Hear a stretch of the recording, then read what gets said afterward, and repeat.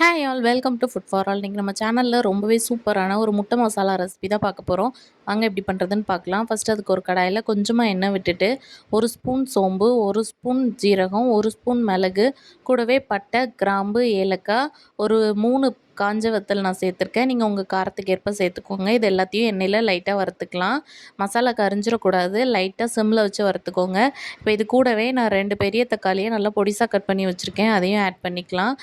தக்காளி நல்லா வதங்குறதுக்காக நம்ம இதில் ஃபஸ்ட்டு கொஞ்சமாக கல்லுப்பு சேர்த்துக்கலாம். உப்பு வந்துட்டு நீங்கள் பார்த்து உங்கள் அளவுக்கு ஏற்ப சேர்த்துக்கோங்க. இப்போ தக்காளி நல்லா வதங்கிருச்சு. இப்போ மசாலா சேர்த்துடலாம். 1/4 ஸ்பூன் மஞ்சத்தூள், 1 ஸ்பூன் கரம் மசாலா, 2 ஸ்பூன் போல் சிக்கன் குழம்பு மசாலா தூள். இது வந்து ஆப்ஷனல் தான். நீங்கள் இது வேண்டாம்னு நினச்சிங்கன்னா கரம் மசாலா 1 ஸ்பூன் எக்ஸ்ட்ராவாக சேர்த்துக்கோங்க. இப்போ மசாலா கரிஞ்சிராமல் இருக்க கொஞ்சமாக தண்ணி சேர்த்துட்டு இதை நல்லா வெந்து வர வரைக்கும், மசாலாவோட பச்சை வாசனை போகிற வரைக்கும் நல்லா சுருள வதக்கி எடுத்துக்கலாம். ஃபைனலாக இதில் 1 ஸ்பூன் போல் தயிர் மட்டும் சேர்த்துட்டு அடுப்பை ஆஃப் பண்ணி ஆற வச்சிடலாம். நல்லா மசாலா ஆறுனதுக்கப்புறமா அரைச்சா தான் தெறிக்காது, இல்லை மிக்சியிலேருந்து மசாலாலாம் தெறிக்க ஆரம்பிச்சிரும். நான் ஒரு 4 முட்டை இன்றைக்கி வேக வச்சு வச்சுருக்கேன். அது அதே கடாயில் கொஞ்சமாக எண்ணெய் விட்டுட்டு லைட்டாக 2 சைடும் ரோஸ்ட் பண்ணி எடுத்துக்கலாம். நீங்கள் மஞ்சத்தூள், மிளகுத்தூள் போட்டு லைட்டாக ரோஸ்ட் பண்ணனாலும் பண்ணிக்கலாம், இல்லை பிளைனாக அந்த மாதிரி பண்ணி எடுத்துக்கலாம்.